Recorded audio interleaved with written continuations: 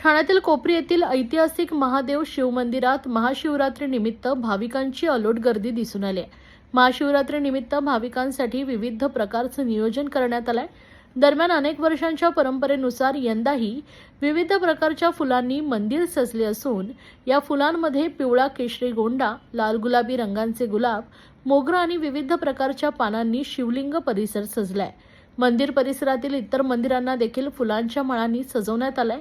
या पुरातन मंदिरात पहाटेपासूनच भाविकांच्या शिवदर्शनासाठी लांबच लांब रांगा लागल्यात। भाविकांच्या सुरक्षेसाठी विशेष उपाययोजना करण्यात आल्या।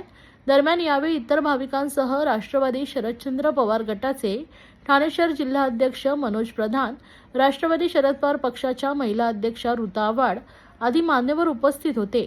यावेळी त्यांनी सिंधी लोकांचा पारंपरिक दाल पकवान प्रसाद म्हणून भाविकांना वाटण्यात आला आहे।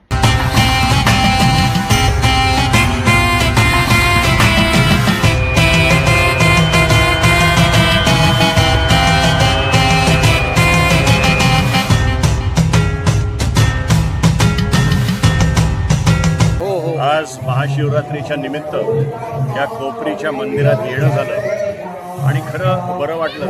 54 साली म्हणजे 75 वर्ष झाली या मंदिराला आणि इतके वर्ष मी राहत असतानाही पहिल्यांदा मी महाशिवरात्रीच्या निमित्ताने या ठिकाणी आलो।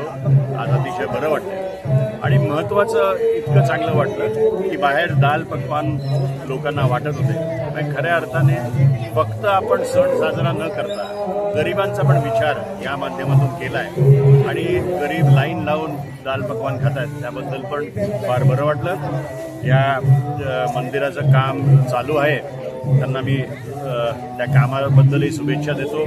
येणाऱ्या काळात दरवर्षी या महाशिवरात्रीनिमित्त आणि कुठलाही उत्सव असेल तर त्यानिमित्त मी या ठिकाणी नक्की येईल, एवढ्या आपल्या माध्यमातून त्यांना सांगतो।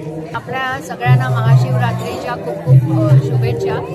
अतिशय भक्तिपूर्ण वातावरणामध्ये सगळेजण हा जो आजचा जो दिवस आहे तो साजरा करतात। आम्ही इकडे कोपरीमध्ये आलो आहे। खूप जुनं शिवमंदिर आहे आणि आपण बघू शकाल आता आरती चालली आणि खूप गर्दी आहे। आमचे जे सहकारी आहेत खूप वर्षाचे शंकर, ते बरीच वर्ष दाल पकवान वाटतात। आता मागे त्याचं वाटप चालू आहे आणि दरवर्षी मला खूप प्रेमाने बोलवून माझा सत्कार करतात। मी खूप त्यांची आभारी आहे।